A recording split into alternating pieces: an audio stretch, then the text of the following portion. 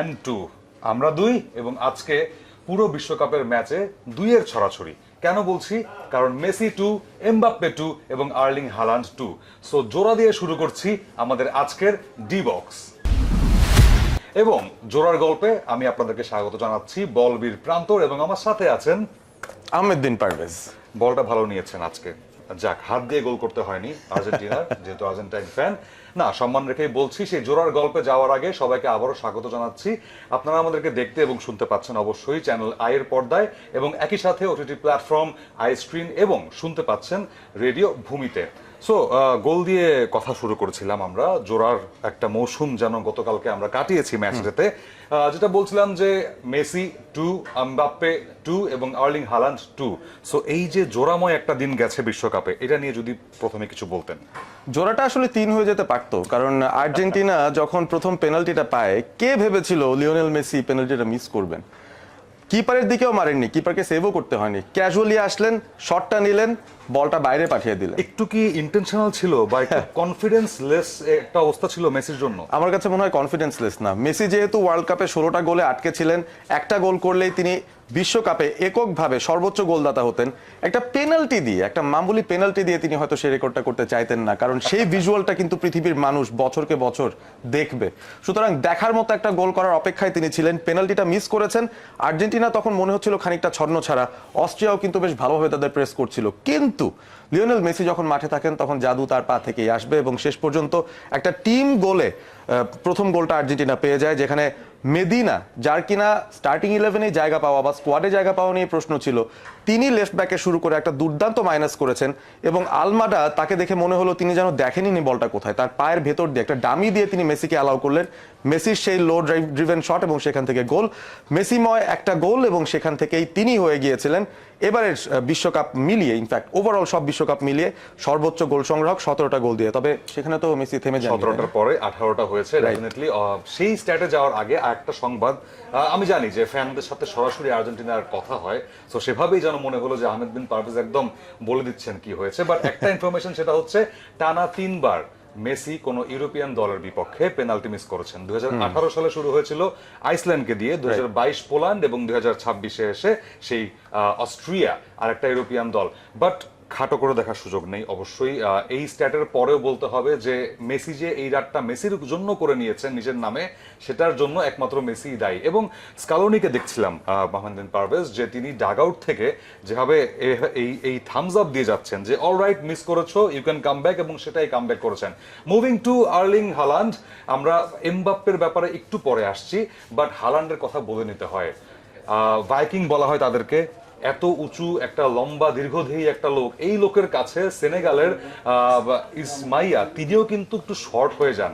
কেন বলছি? কারণ ওই যে শেষ গোলটাতে সেনেগাল যে 3-2 করে ফেলেছিল এবং একদম ইনজুরি টাইমে একটা কর্নার পেয়েছিল সেনেগাল, এবং সেখান থেকে কর্নারটা সেই ইসমাইয়া, যিনি কিনা জোড়া গোল করেছিলেন, তিনিও জোড়া গোল করেছেন, তার কথা বলতে ভুলে গেছি। সো তিনি প্রায় দিয়ে ফেলেছিলেন, বাট তার সামনে এই যে আমার মতো একটা লম্বা চড়া আর্লিং হালান্ড দাঁড়িয়ে গিয়েছে, ইজন্ট ইট? হ্যাঁ, ব্রাজিলের জার্সি পরে নিজেকে আর্লিং হালান্ড ভাবছেন প্রান্তর, সেটা দেখেই ভালো লাগছে। যদিও থ্যাঙ্কস ফর দ্য কনফিডেন্স। তবে আর্লিং হালান্ডের আসলে কনফিডেন্সের শেষ নাই, কারণ তিনি নরওয়েকে মোটামুটি একক প্রচেষ্টায় বিশ্বকাপে নিয়ে এসেছেন।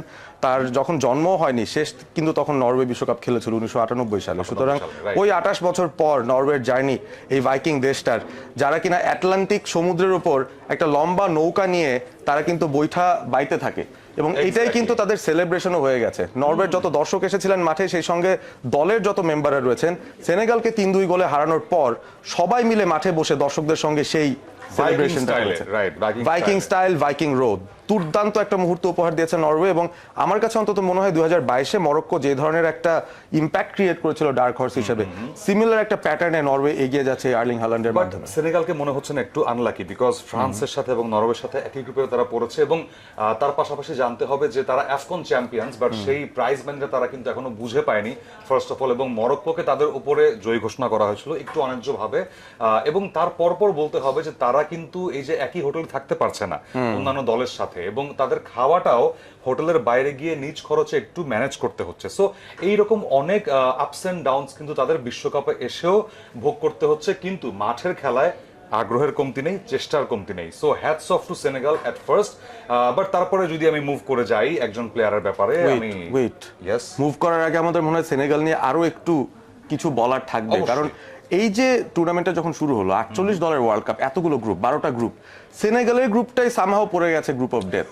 মানে তাদের সঙ্গে যদি নরওয়ে এবং ফ্রান্স থাকে তাহলে তো তাদেরকে আনলাকি আসলে বলতেই হবে। বাট স্টিল থার্ড হয়ে এখনো যাওয়ার সুযোগ আছে অবশ্যই দ্বিতীয় রাউন্ডে। বাট ওডেগার্ডের কথা বলতে হয়, আমরা হালান্ড নিয়ে এত কথা বলছি, এই আর্সেনালের যিনি আছেন প্লেয়ার ক্যাপ্টেন, যিনি কিনা সদ্যই প্রিমিয়ার লিগ জিতেছেন, সো তিনি যেরকম দুর্দান্ত অ্যাসিস্ট করেছেন, একটা গোল অ্যাসিস্ট করেছেন, আর একটা গোল ইনডিরেক্টলি তিনি ইম্প্যাক্ট রেখেছেন, এবং সবকিছু মিলিয়ে নরওয়েজিয়ান যে ক্যাপ্টেন, যে ভাইকিংস ক্যাপ্টেন, সেটা কিন্তু ফুটে ওঠে এই ওডেগার্ডের খেলায়। সো এখন মুভ ফরওয়ার্ড করি, যদি আপনি বলেন এমবাপ্পে, কিচ্ছু বলার নেই, লিথাল একদম, ইরাককে যেভাবে একাই ধসিয়ে দিয়েছেন। This world cup belongs to Mbappe, এবং তাকে বলা যায় mister world cup. Mister world cup, এই টাইমটা তার সঙ্গে কিন্তু জুড়ে দেওয়া হচ্ছে, এবং প্রথম ম্যাচেও সেনেগালের এগেনস্টে 2টো গোল পেয়েছিলেন, সেটা সেকেন্ড হাফে, এবং এই ম্যাচটাতে ইরাকের সঙ্গে আমরা জানতাম যে ফ্রান্স খুব সহজেই হয়তো ম্যাচটা জিতে যাবে, তবে এমবাপ্পে তার যে গোলের ক্ষুধাটা রয়েছে এবং তার ফিনিশিং অ্যাবিলিটির আরও একটা ঝলক তিনি দেখিয়েছেন।